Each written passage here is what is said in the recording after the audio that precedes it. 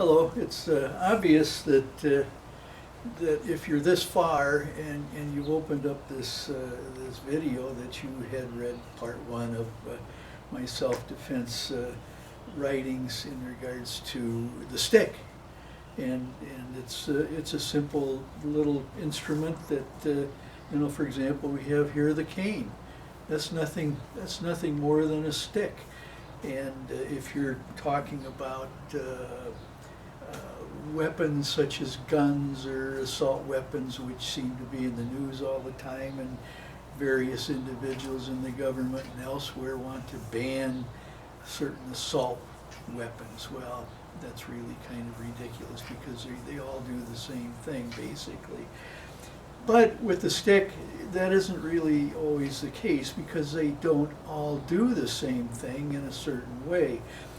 This cane is one that I, over the years, because of the lifestyle that I live, I'm forced now to use a cane. So with the cane, sometimes it's a little more effective. For example, here.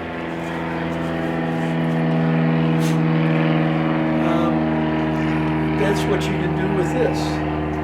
Now, with that said, that has nothing to do with what I'm going to introduce you, the average individual on the street who has had little to no experience in martial arts, or probably not even a physical encounter. But this is two examples of the stick that I was referring to.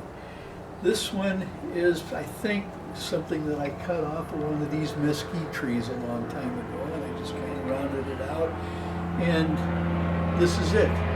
That's what I'm talking about. This is probably what you as an individual will be using if you decide that you wanted to take this up as something that you would use as self-defense. This is another version, but it's slightly longer, and I'm going to use it mainly so that you can see what the purpose of it is. Now, your basic way to handle this stick would be here, just like so. And when you have it in that position, you can use it to strike. If you have an attack coming from a right, the person's punching you from over here, you could block that into these vital areas here. These are dim mock points which can really do some damage to that arm. And then in one other quick move, come back here to the temple. You could block it here if he comes over here with another one, and in that way. So my point is that all of these areas of the body, which are part of a Chinese medicine practice, which is a couple thousand years old, and it is used both for healing and for injury, in self-defense, both armed and unarmed. This instrument is more effective than a punch, for example, because when you're punching, you have this entire surface here, and this is a point, and it would be like being struck by a .45 caliber bullet. When you jam it in, you can do it this way. You can put it between your fingers. It is 10 times more effective than just a punch. Now, another important thing that I want to insist that you put together with this is you've got two arms, and this other hand, assuming that you are right-handed, you could use it left-handed, but most of you will be right-handed. Always use that assisting hand, which is a check hand. So in other words, if that person was throwing a punch from over here, you could step outside and drive this in that fashion. So what this is going to do, basically, is it's going to increase the power that you put behind any kind of a strike when this bad guy is coming to do harm to you. And you want to end it quickly. You can't allow this individual to grab hold of you and then think that you can do something about it. But In contrast to that, you can. Let's say he's wrapped his arms around you. You can use it this way, but don't just do it once. Bam, boom, boom. Here, into these vulnerable areas. Now, we are going in the next part 2, which I will have written up for you.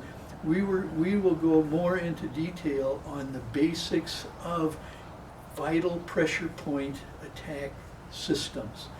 And when you do that, rather than just randomly hitting something, which is not going to stop this individual, we are going to discuss the specific target areas, primarily what is called the conceptor vestal, which starts at below the genitals, runs directly up the center of the body, and it stops right here.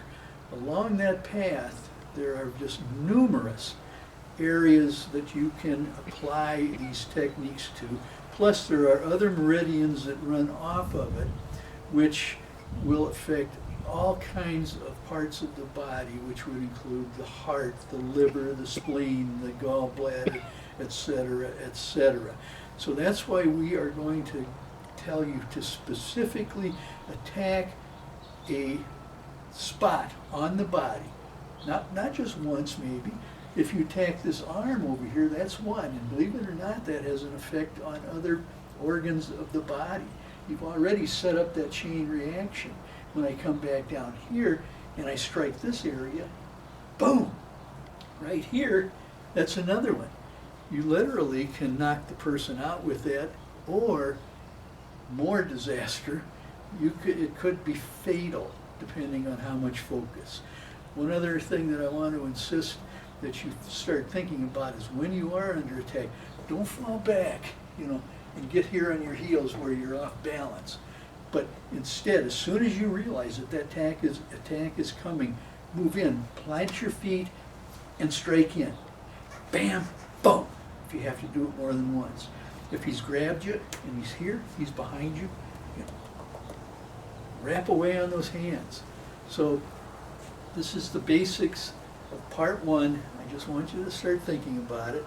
Again, this is the stick that you're going to be using. You've got one basic thing to remember, and that's holding it here, or you can put it between the fingers here. And it can be used for jabbing, or it can be like a hammer. If you're going to the collarbone, clavicle area, bam, that is easily broken, and it's going to stop that bad guy. So that's about as basic as I can get with this. And at this point, we'll call it a day and wish you happy times. And hopefully you'll never have to use this vicious little stick here that I've talked about. Thank you.